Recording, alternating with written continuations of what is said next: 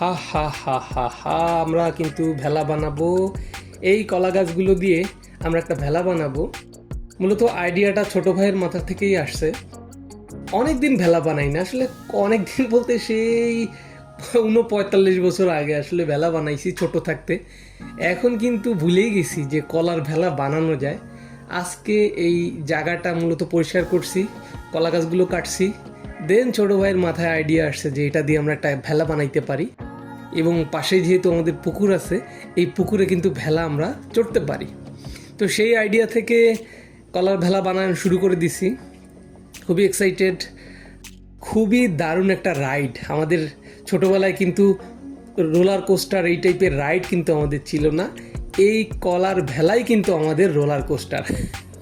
পানিতে পানির জাহাজ আমাদের জন্য।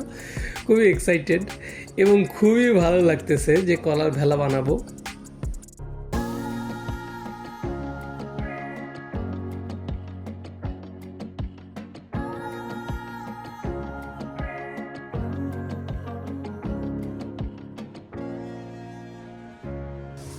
ভেলা হয়ে গেছে, এই যে ভেলা কিন্তু ডান।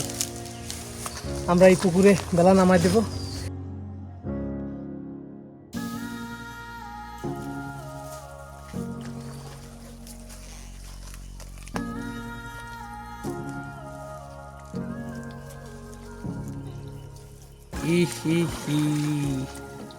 পানির মধ্যে ভেসে থাকছি আমি, এবং এই হচ্ছে আমাদের কলার ভেলা।